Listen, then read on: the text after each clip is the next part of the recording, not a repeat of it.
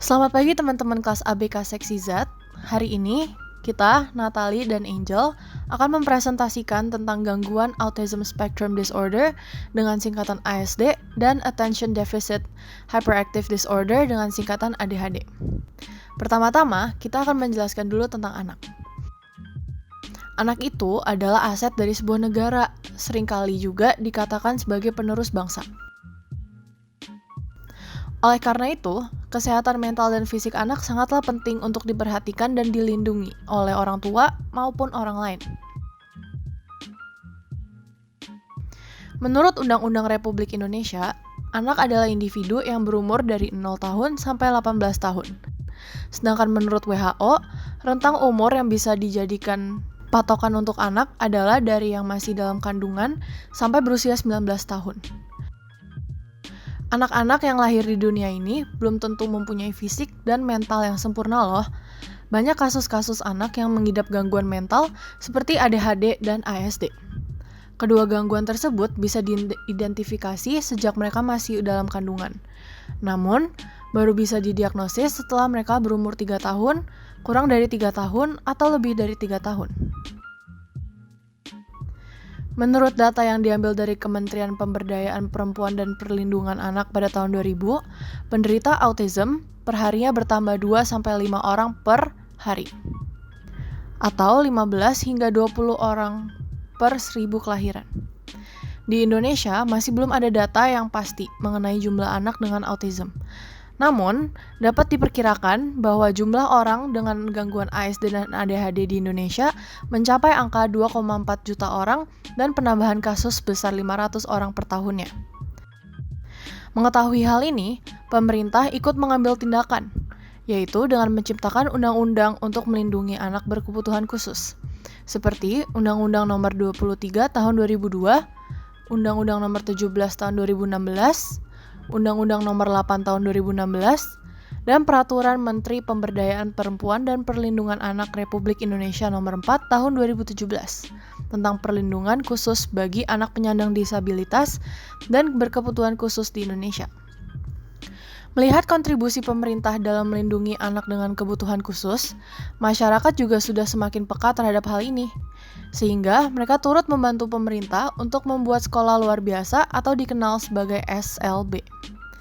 Di Indonesia terdapat 10.774 SLB negeri dan 17.217 SLB swasta, sehingga totalnya adalah 27.991 sekolah luar biasa di seluruh Indonesia. Namun, terdapat beberapa masalah mengenai sekolah luar biasa ini. Salah satunya adalah guru atau pendidik yang kurang diberikan edukasi atau informasi mengenai cara menangani anak dengan gangguan ADHD dan ASD. Sehingga seringkali mereka meremehkan kemampuan muridnya dan tidak berharap lebih kepada mereka. Sedangkan sebenarnya, anak-anak dengan gangguan tersebut mempunyai kelebihan mereka masing-masing. Oleh karena itu, kita ingin menginformasikan teman-teman mengenai gangguan ASD dan ADHD, serta cara intervensi yang seringkali digunakan untuk mengatasi gangguan-gangguan tersebut.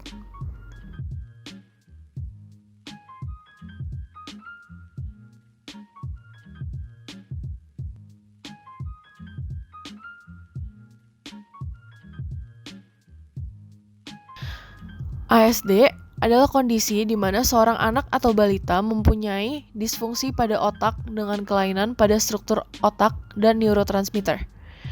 Eric dan Margaret, dengan menggunakan MRI, melihat bahwa terdapat juga pengecilan otak kecil atau cerebellum pada anak penderita ASD.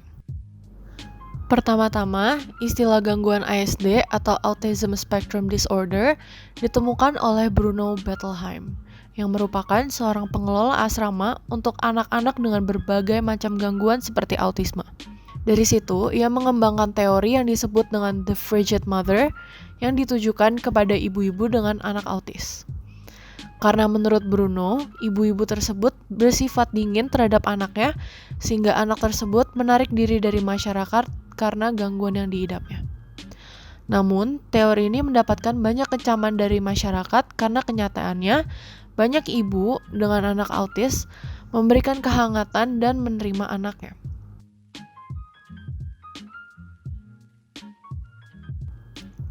Pada tahun 1943, Leo Kanner yang merupakan seorang psikiater melakukan penelitian mengenai gangguan ini kepada 11 pasien anak-anak dan menemukan bahwa kesamaan yang menonjol dari ke-11 anak yang mempunyai gangguan adalah kurangnya interaksi sosial.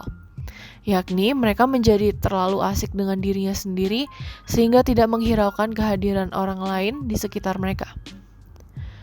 Terdapat juga pembagian kategori dalam gangguan Autism Spectrum Disorder, yaitu low functioning yang menggambarkan anak-anak dengan gangguan ASD yang memiliki keterbelakangan dalam hal nonverbal atau retardasi dan self-abuse. Dan kategori kedua adalah high functioning, di mana anak dengan gangguan ASD memiliki keterampilan dalam berbahasa dan matematika. Setelah kedua kategori ini diaplikasikan untuk mendiagnosis anak dengan gangguan ASD, ditemukan bahwa kebanyakan anak dengan gangguan ini tidak termasuk ke dalam dua kategori tersebut, sehingga mereka berada di tengah-tengah atau mempunyai kombinasi dari kedua kategori tersebut. Pembagian lainnya adalah Ecolic Autism adalah kategori untuk anak-anak yang kemampuan bahasanya kurang berkembang, seperti mengulang-ulang kata, membelokkan bahasa, dan menunjukkan beberapa gerakan motorik yang diulang-ulang. Residual State Autism hampir sama dengan sindrom Asperger, yaitu seseorang yang menunjukkan perilaku aneh dan tidak atau minim menarik diri dari lingkungan sosial. Negativistic Autism adalah anak yang seringkali menolak untuk melakukan kontak atau interaksi sosial. Mereka akan mendorong atau lari daripada menjadi pasif dan tidak memedulikan kehadiran orang lain. Faktor yang dapat menyebabkan gangguan ASD adalah genetik dan faktor lingkungan, gangguan sistem imun, inflamasi, ibu yang selama masa kehamilan pertama sampai bulan ketiga tidak memperhatikan asupan makanan atau nutrisi kehamilan, bayi yang lahir prematur, dan lainnya. Namun, faktor penyebab untuk anak dengan gangguan ASD masih belum diketahui pastinya, karena setiap anak mempunyai faktor yang berbeda-beda. Pada tahun 1964, seorang psikolog bernama Bernard Rimland menuliskan buku tentang anaknya yang menyandang gangguan autisme. Dalam buku tersebut, Rimland mengatakan bahwa ASD terjadi karena adanya gangguan susunan saraf pusat atau SSP. Hal ini membuat peneliti-peneliti lain tergugah untuk meneliti penyebab ASD. Sehingga mereka menemukan bahwa ASD terjadi tidak hanya karena salah asuhan dari orang tua atau caregiver, setting sosial, atau salah dalam didik. Namun, ASD terjadi bisa karena adanya gangguan organik dalam perkembangan otak. Gejala awal dari gangguan ASD adalah seseorang mungkin hampir tidak pernah melakukan kontak mata. Dan setelah beranjak dewasa, mereka mungkin akan tidak tertarik untuk bermain dengan anak lainnya dan memilih untuk bermain sendiri agar menghindari dari interaksi sosial dan juga bereaksi terhadap emosi orang lain. Anak dengan gangguan ASD akan lebih memilih bermain secara simbolis dengan sebuah mainan. Dengan kata lain, anak tersebut akan lebih fokus pada satu fitur pada mainan atau barang, seperti tangan dari sebuah boneka. Simptom lainnya adalah anak dengan gangguan ASD akan melakukan perilaku yang mengulang, melakukan rutinitas, dan ritual yang menurut mereka sangatlah penting, sehingga ketika salah satu aspek rutinitas harian mereka berubah, mereka akan merasa takut dan sangat tertekan. Selain itu, perkembangan bahasa anak dengan gangguan ASD juga akan tertunda, karena kemampuan berbicara dan bahasa mereka kurang berkembang. Menurut Hoeksema, setidaknya 50% dari anak yang mempunyai ASD mempunyai kemampuan berbicara yang kurang berkembang dibandingkan anak-anak normal. Dan anak-anak dengan gangguan ASD yang mengembangkan kemampuan berbahasa dan berbicara mereka juga mungkin tidak menggunakan kemampuan tersebut seperti anak-anak lainnya. Melainkan, Mereka hanya akan mengeluarkan kata-katanya sendiri atau mengatakan apa yang baru saja dia dengar dari orang lain. Perilaku ini bernama akolalia. Anak dengan autism spectrum disorder biasanya memiliki kesulitan dalam mengembangkan teori berpikir, terutama dalam memahami keyakinan dan emosi orang lain. Namun, anak-anak dengan gangguan ASD cenderung berprestasi buruk saat diberi tugas yang membutuhkan nalar mengurutkan. Akan tetapi, mereka akan lebih baik dalam tugas-tugas penalaran yang memerlukan pemahaman tentang kausalitas fisik. Menurut Matilda et al., anak dengan gangguan ASD seringkali mendapatkan nilai IQ yang tidak terlalu bagus, sehingga dapat dikatakan bahwa kemampuan intelektual mereka sangatlah kurang. Namun, anak dengan gangguan ASD mempunyai kemampuan yang sangat hebat dalam bermain musik tanpa mempelajarinya terlebih dahulu, menggambar dengan sangat bagus, memori yang sangat baik, dan juga menghitung soal matematika dengan cepat dan tepat. Oleh karena itu, sejauh ini, prediktor terbaik dari hasil gangguan ASD adalah dengan melihat IQ anak dan jumlah perkembangan kemampuan berbahasa sebelum usia 6 tahun.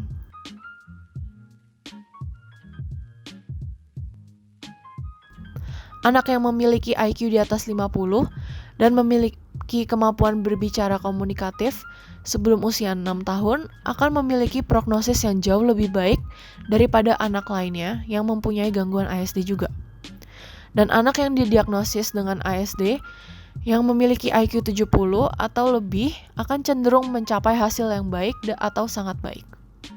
Terdapat beberapa asesmen yang bisa digunakan untuk melakukan asesmen pada anak dengan gangguan ASD sebelum melakukan diagnosis, yaitu dengan cara menggunakan alat tes psikologi seperti WISCR dan juga alat untuk mendeteksi atau screening yang dikembangkan oleh Robbins, Fain, dan Barton pada tahun 2009, yaitu MCHAT-RF. Cara informal untuk melakukan asesmen adalah dengan melakukan observasi, wawancara, kuesioner, work sample analysis, criterion reference test, informal inventories, task analysis, checklist, dan Tearing scale. Berikut adalah contoh dari checklist yang digunakan untuk melakukan asesmen pada anak dengan gangguan ASD.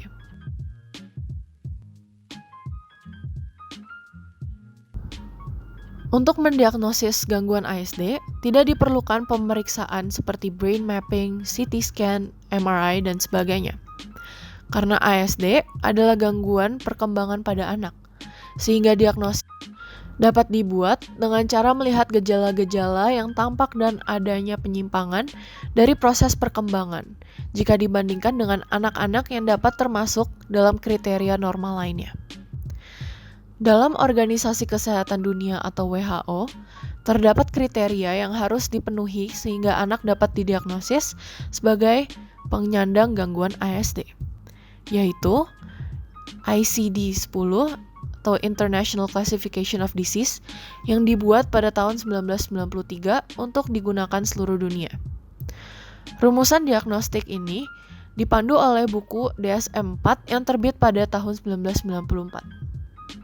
Namun, seiring perkembangan zaman, beberapa perubahan telah dibuat terkait kriteria diagnosis gangguan ASD, sehingga rumusan yang paling baru adalah dari buku DSM-5.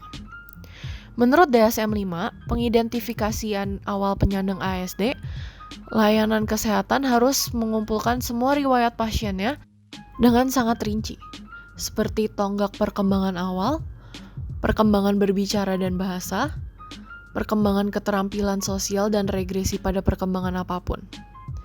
Tak hanya itu, riwayat keluarga juga penting untuk dikumpulkan, karena risiko seseorang untuk mendapatkan gangguan ASD dapat lebih besar jika ada salah satu anggota keluarganya yang memiliki gangguan ASD juga. Tabel kriteria untuk Autism Spectrum Disorder dalam DSM-5 mempunyai 5 kriteria, yaitu kriteria A yang menyatakan bahwa seseorang kurang secara persisten dalam berkomunikasi dan interaksi sosial dalam berbagai konteks. Dalam kriteria A, terdapat 3 kriteria yang semuanya harus dipenuhi oleh seseorang agar bisa memenuhi tabel kriteria A, yaitu kurang mampu dalam resiprositas sosial emosional. Kedua adalah kurangnya kemampuan dalam perilaku komunikasi nonverbal yang digunakan untuk berinteraksi sosial. Dan yang terakhir adalah kurang mampu dalam mengembangkan, memelihara, dan memahami hubungan. Kedua adalah kriteria B, yang menyatakan bahwa seseorang mempunyai pola perilaku, minat, atau aktivitas yang terbatas dan bersifat repetitif.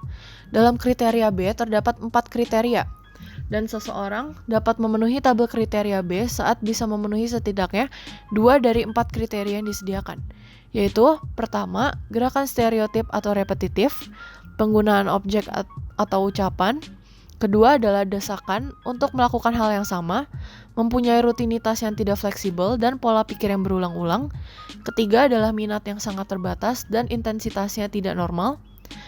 Kriteria yang terakhir adalah hiper atau hiporeaktivitas terhadap masukan sensorik atau minat sensorik yang tidak biasa. Setelah itu, terdapat tabel kriteria C yang menyatakan bahwa simptom muncul dalam periode perkembangan awal. Dan tabel kriteria D menyatakan bahwa simptom menyebabkan gangguan yang signifikan secara klinis dalam fungsi sosial. Terakhir adalah tabel kriteria E yang menyatakan bahwa gangguan tidak bisa lebih baik dijelaskan dengan melihat kecacatan intelektual atau keterlambatan perkembangan global.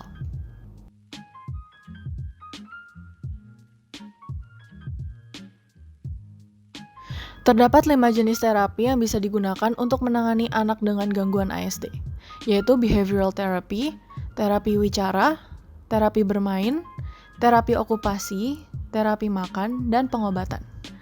Terapi perilaku bertujuan untuk menstimulasi perilaku tumbuh kembang anak dengan ASD, agar dapat mengurangi atau mengeliminasi perilaku-perilaku yang kurang wajar, seperti memukul dan sebagainya. Cara kerjanya adalah dengan menumbuhkan sifat kepatuhan pada anak dan memberikan reinforcement kepada anak jika dia memberikan respon yang sesuai. Jika respon tidak sesuai, anak tidak diberikan hukuman atau reinforcement apapun. Jika terapi ini dilakukan secara rutin minimal 40 jam per minggu selama 2 tahun, anak dengan gangguan ASD mempunyai kemungkinan untuk mempunyai intelektual yang tergolong normal dan berfungsi dalam pendidikannya pada umur 7 tahun. Kedua adalah terapi wicara. Tujuan dari terapi ini adalah untuk melancarkan kemampuan berbicara atau kemampuan oral motor supaya anak dengan gangguan ASD dapat berbicara dengan lebih lancar dan teratur. Ketiga adalah terapi bermain, yang biasanya dilakukan oleh guru sekolah anak tersebut untuk melatih kemampuan sosial anak dengan gangguan ASD agar bisa bermain dan bersosialisasi dengan lingkungannya dengan menggunakan permainan. Dengan terapi bermain, seorang anak dapat melatih kemampuan berbicaranya, kemampuan komunikasi, interaksi sosial, dan kemampuan mengendalikan emosi. Permainan yang digunakan disesuaikan dengan kondisi anak, seperti peraturannya, tingkat kesulitannya, dan cara bermainnya, sehingga anak juga bisa belajar kepatuhan dan interaksi sosial, karena anak dengan gangguan ASD biasanya akan memilih untuk bermain sendiri. Keempat adalah terapi okupasi. Terapi okupasi dilakukan untuk melatih motorik halus pada anak dengan gangguan ASD, seperti membenarkan sistem koordinasi dan keterampilan otot wicara anak. Karena anak dengan gangguan ASD biasanya mengalami keterlambatan dalam berbicara dan kemampuan motorik halus lainnya. Kelima adalah terapi makan yang biasanya dipandu oleh ahli gizi atau ahli nutrisi. Biasanya, ahli gizi dan nutrisi akan menganjurkan anak dengan gangguan ASD untuk tidak memakan makanan yang mengandung gluten dan kasein.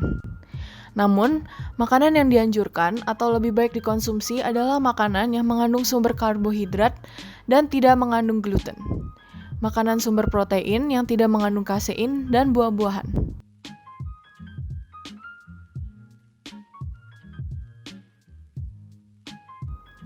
Terapi obat juga seringkali digunakan untuk mengatasi gejala seperti aktivitas yang berlebihan, perilaku stereotip, gangguan tidur, dan ketegangan. Penghambat reuptake serotonin selektif dapat mengurangi perilaku repetitif atau agresivitas dan meningkatkan interaksi sosial untuk anak-anak dengan gangguan ASD. Pengobatan antipsikotik atipikal dapat digunakan juga dalam rangka mengurangi perilaku obsesif, perilaku repetitif, dan meningkatkan pengendalian diri. Obat yang digunakan adalah naltrexone, yang merupakan obat yang dapat menghambat reseptor untuk opiat. Obat ini telah menunjukkan kegunaannya dalam mengurangi perilaku hiperaktif pada anak dengan gangguan ASD.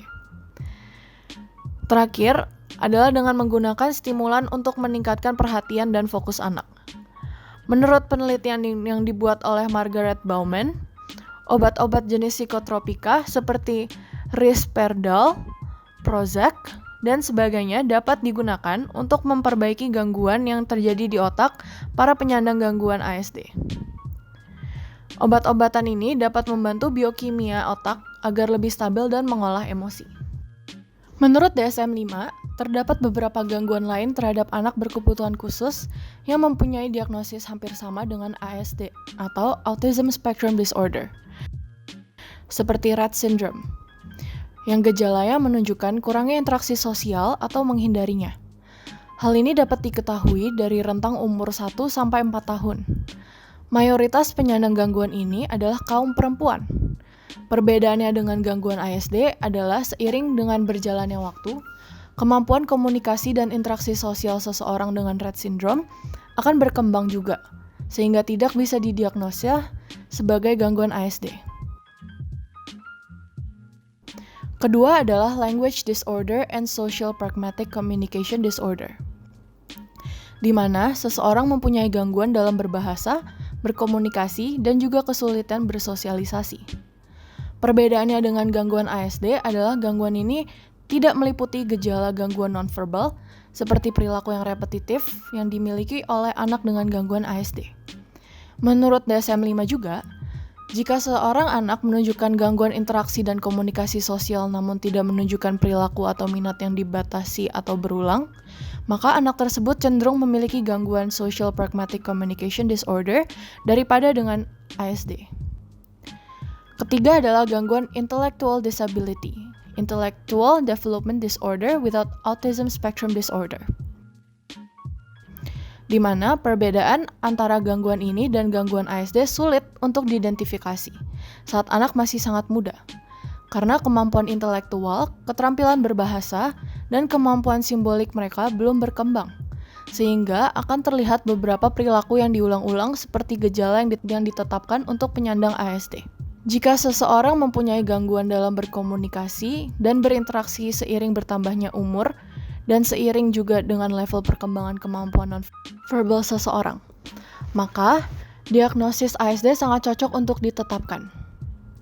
Namun, jika seseorang dapat didiagnosis dengan gangguan intellectual disability, jika tidak terdapat perbedaan yang jelas antara tingkat kemampuan komunikasi sosial dan keterampilan intelektualnya. Keempat adalah Stereotypic Movement Disorder, di mana seseorang akan melakukan perilaku yang stereotip atau berulang-ulang. Perbedaannya dengan gangguan ASD adalah bahwa orang dengan gangguan ini seringkali melukai dirinya sendiri, sehingga dibutuhkan pengobatan dengan segera. Berbeda dengan gangguan ASD yang hanya melakukan aktivitas, perilaku, minat, dan hal lainnya secara repetitif tanpa melukai diri sendiri. Kelima adalah Attention Deficit Hyperactivity Disorder, yang dapat didiagnosis kepada anak yang mempunyai rentang perhatian yang pendek atau terlalu fokus dan hiperaktif. Kesamaan dengan gangguan ASD adalah bahwa kedua gangguan memiliki karakteristik yang sama, yaitu hyperactive.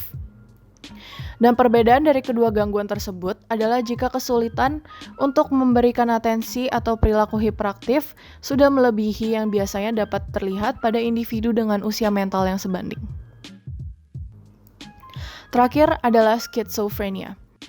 Dengan onset masa anak-anak biasanya berkembang pada masa normal atau mendekati normal dalam perkembangan.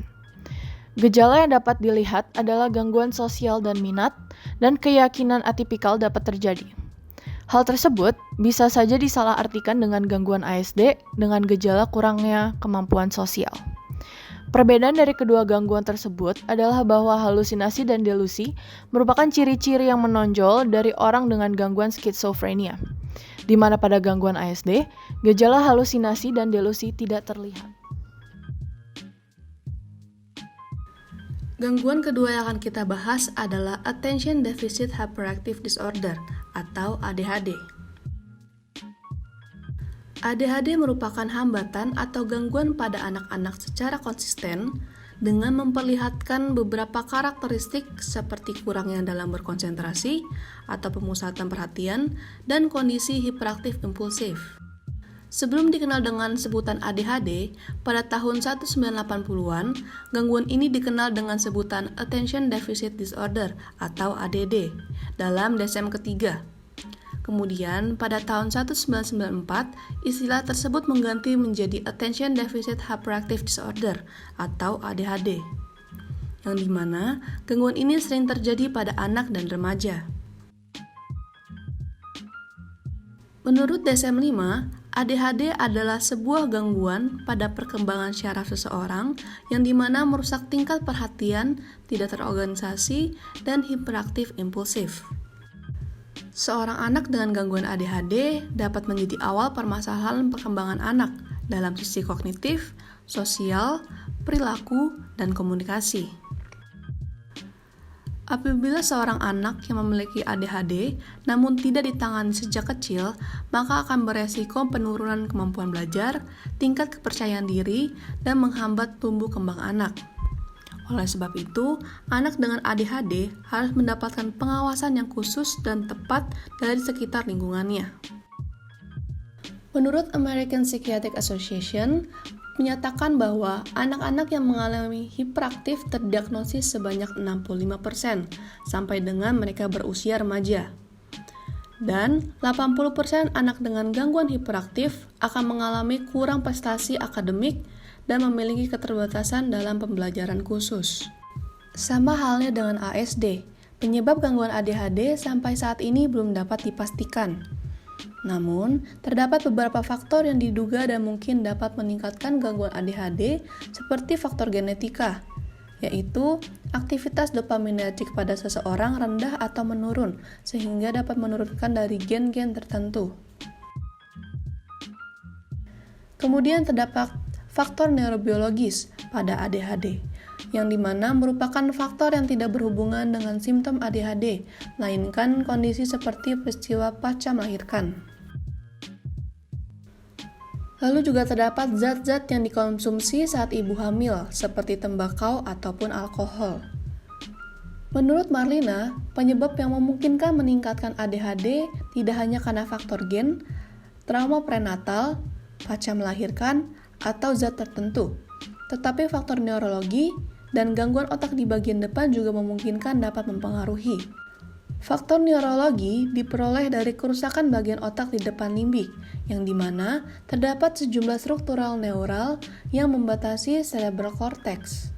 Hal tersebut digunakan untuk mengendalikan emosi dan motivasi. Namun, sampai saat ini hal ini belum dapat dipastikan menjadi penyebab yang utama pada terjadinya ADHD. Menurut penelitian lain, gangguan pada otak di bagian kanan atau disebut lobus frontalis terjadi kelainan pada struktural, sehingga tidak dapat sempurna dalam mengontrol proses berpikir dan mempengaruhi perilaku anak. Selanjutnya, kita akan melihat karakteristik Attention Deficit Hyperactive Disorder. Seseorang dengan gangguan ADHD memiliki ciri pola terus-menerus yang memperlihatkan kurangnya perhatian sampai hiperaktif impulsif, yang dimana dapat mengganggu perkembangan seseorang tersebut. Seseorang dengan kurangnya perhatian atau attention deficit akan mengabaikan tugas-tugas yang dimilikinya, sulit untuk fokus, dan tidak dapat diatur. Sedangkan hiperaktif akan mengacu pada aktivitas motorik secara berlebihan, kegelisahan, ketukan dan berbicara yang berlebihan namun tidak teratur. Selain itu, anak dengan gangguan ADHD sering melakukan sesuatu tanpa berpikir terlebih dahulu, mudah terganggu dengan keadaan sekitar, dan sulit untuk mengikuti pembelajaran karena kurangnya konsentrasi mereka. Menurut DSM-5, Seseorang dengan gangguan ADHD menyebabkan kesulitan untuk fokus dan tetap mengerjakan suatu tugas, kehilangan materi dan ketidaksesuaian usia dengan tingkat perkembangannya. Dalam survei populasi memperlihatkan bahwa gangguan ADHD terjadi di sebagian besar pada anak-anak sebesar 5%, dan sekitar 2,5% pada orang dewasa. Anak dengan gangguan ini sangat sulit untuk dibedakan gejala-gejala ADHD dengan perilaku normatif yang sangat bervariasi sebelum usia 4 tahun. Namun, pada anak memasuki tahun-tahun sekolah dasar, ADHD lebih sering teridentifikasi dan apabila tidak diamati dengan baik, maka konsentrasi anak semakin terlihat dan mengganggu. Kemudian pada masa remaja, seseorang dengan gangguan ADHD akan lebih stabil, namun beberapa individu sulit untuk meningkatkan perkembangan perilaku sosial. Dan terakhir, pada masa remaja hingga dewasa, gejala hiperaktif motorik pun akan kurang terlihat, namun pada gejala-gejala tertentu masih dapat nampak seperti kegelisahan, kurangnya perhatian, dan perencanaan yang buruk. Dalam melakukan asesmen pada anak dengan gangguan ADHD, dibutuhkan multimetode dalam mengumpulkan informasi dan mengevaluasi ADHD tersebut. Untuk memperoleh informasi asesmen dapat dilakukan dengan yang pertama wawancara. Untuk mendapatkan informasi umum seperti identitas anak, orang tua, keluarga, riwayat kelahiran, perkembangan fisik, dan sebagainya, maka diperlukanlah wawancara terhadap anak dengan ADHD ataupun keluarga dari anak tersebut yang kemudian akan dianalisis. Kedua adalah observasi. Observasi dilakukan untuk melihat dan mengumpulkan informasi berupa motorik anak, interaksi anak dengan lingkungan, dan keterampilan lainnya, yang dimana metode ini dapat secara terpisah ataupun bekerja sama dengan metode lainnya. Ketiga adalah metode pengukuran informal, yang dapat melihat pemahaman auditoris, pemahaman bahasa, pemahaman orientasi, hubungan dengan orang lain, dan motorik anak. Pemahaman auditoris merupakan kemampuan anak untuk mengikuti perintah secara lisan atau kemampuan mengingat. Pemahaman bahasa mencakup kemampuan dalam menggunakan kalimat lengkap yang terstruktur atau kemampuan mengulang kata. Pemahaman orientasi berkaitan dengan ketepatan, orientasi ruang, dan pemahaman arah anak. Kemudian perilaku yang mencakup hubungan dengan orang lain seperti bekerja sama, mengorganisasikan, atau memusatkan perhatian. Kemudian motorik anak yang mencakup koordinasi umum seperti keseimbangan, berlari, meloncat, dan sebagainya. Yang terakhir adalah metode tes baku formal untuk melihat potensi anak yang biasa dikaitkan dengan inteligensi. Tes inteligensi WISCR merupakan tes yang paling banyak digunakan. Pada tes ini akan terdiri lagi dari beberapa tes, seperti tes verbal untuk melihat pemahaman, vocabulary, aritmatik, informasi dan persamaan pada anak, dan tes kinerja untuk melihat cara anak menyusun gambar, coding, puzzle, dan melengkapi gambar. Di sini dapat kita lihat contoh tabel checklist dan observasi untuk anak ADHD. Menurut DSM-5, terdapat 5 kriteria pada gangguan Attention Deficit Hyperactive Disorder. Yang pertama adalah kriteria A, adalah seseorang dengan pola yang intensif dalam kurangnya perhatian atau konsentrasi dan hiperaktif yang mengganggu perkembangan. Dalam kriteria ini memiliki 2 ciri, yaitu kurangnya perhatian atau inattention dan hiperaktif impulsif, yang dimana setiap ciri ini memiliki 6 gejala yang harus terpenuhi. Dalam inattention dapat terlihat beberapa gejala seperti kurangnya perhatian dan melakukan kesalahan yang ceroboh, tidak fokus pada saat diajak berbicara, sulit mengatur tugas dan kegiatannya, saling menghindar, dan mudah terganggu oleh lingkungannya.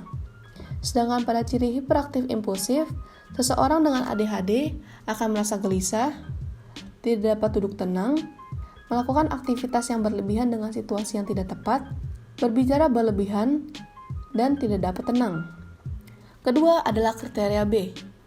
Seseorang dengan ADHD akan memunculkan gejala kurang perhatian dan hiperaktif impulsif muncul sebelum usia 12 tahun. Kemudian pada kriteria C menyatakan bahwa gejala kurang perhatian dan hiperaktif ini setidaknya muncul pada 2 atau lebih tempat seperti sekolah, di rumah, tempat bermain, dan sebagainya. Kemudian keempat adalah kriteria D yang menyatakan bahwa seorang dengan gangguan ADHD akan memperlihatkan bukti jelas bahwa gejala-gejala tersebut akan berdampak buruk pada kualitas, fungsi sosial, akademik, atau pekerjaan seseorang. Dan kriteria yang terakhir yaitu E menyatakan bahwa gejala ADHD tidak terjadi secara eksklusif dengan gangguan psikotik lainnya dan tidak dapat dijelaskan dengan gangguan mental lainnya. Selanjutnya, intervensi atau penanganan untuk anak dengan ADHD.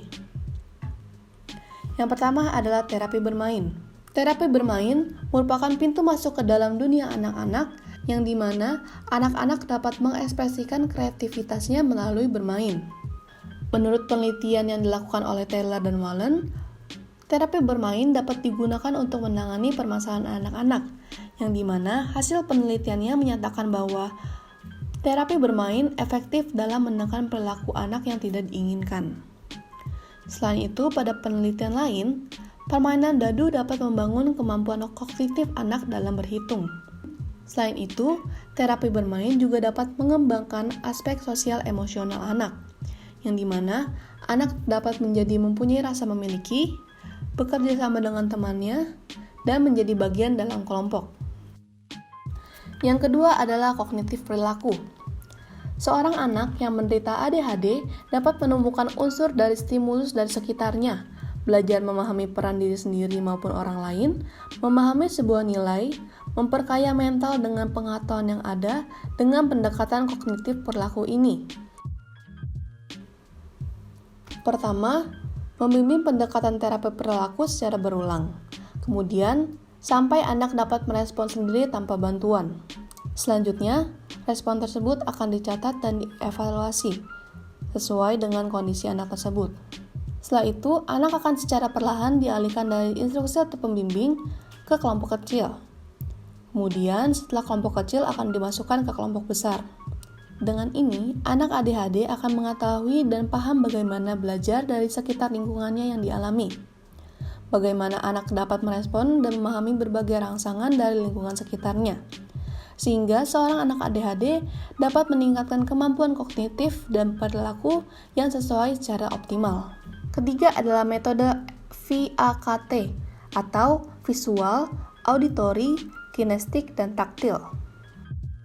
Model ini dikatakan literasi multisensori, yang dimana sebuah metode dengan memanfaatkan modalitas visual, auditory, taktil, dan kinestik yang mana lebih menekankan pada penggunaan alat indera yang dimiliki oleh anak tersebut. Dengan model multisensori ini dapat mengajarkan pendidik untuk dapat mengajak bicara anak, membacakan cerita, mengajak anak bergambar, bernyanyi, dan sebagainya. Kemudian yang terakhir adalah terapi musik.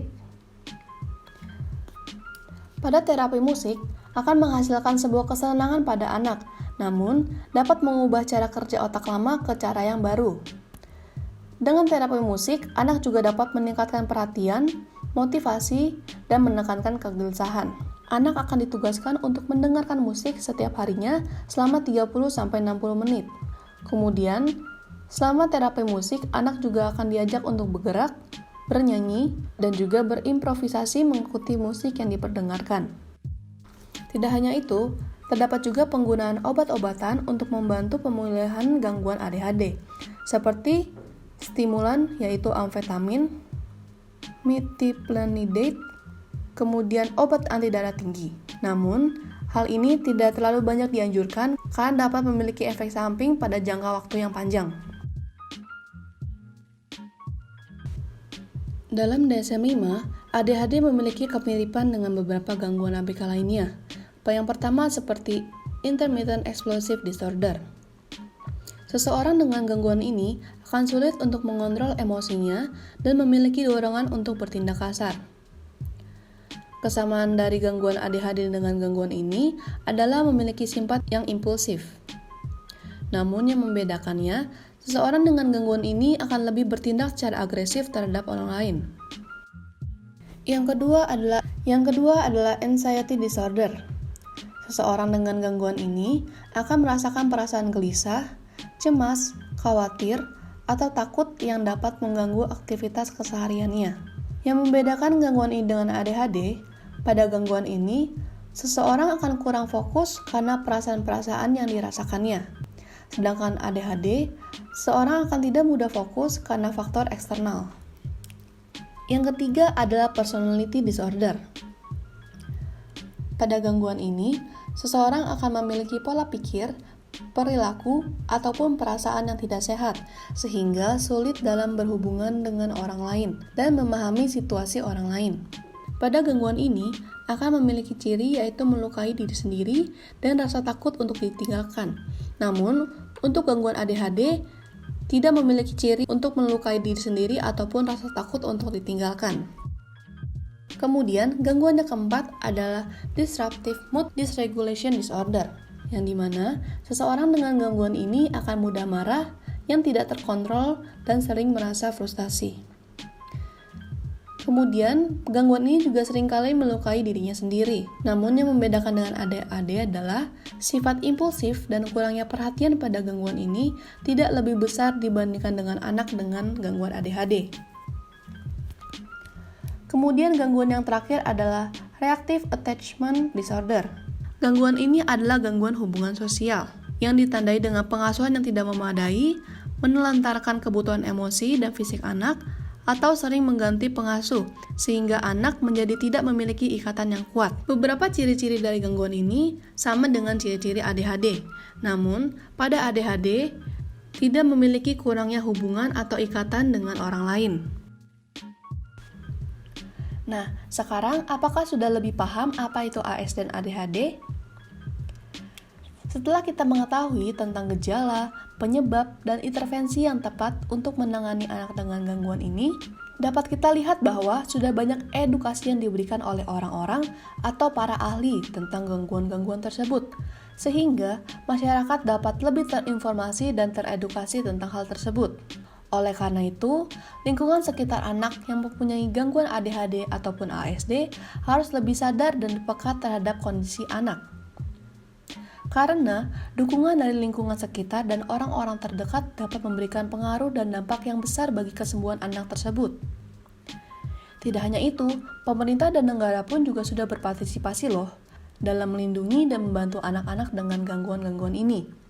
Seperti mereka sudah mendapatkan hak dan kewajiban sebagai anak, memiliki undang-undang untuk melindungi mereka, pemerintah juga sudah mendirikan sekolah luar biasa atau SLB, dan mendukung pelayanan psikologis atau psikiater. Sehingga kita sebagai warga Indonesia juga dapat berkontribusi untuk mendukung kesembuhan dan kesadaran masyarakat lain mengenai gangguan ASD dan ADHD dengan cara menginformasikan orang sekitar kita tentang gangguan tersebut, tidak mengucilkan atau mendiskriminasi mereka, melihat potensi-potensi anak yang ada, tidak merendahkan kemampuan mereka, dan sebagainya. Dengan melakukan hal-hal besar maupun kecil tersebut, kita bisa membantu anak-anak dengan gangguan ini untuk memulihkan mereka dan bisa menjalani hidup dengan optimal di masyarakat.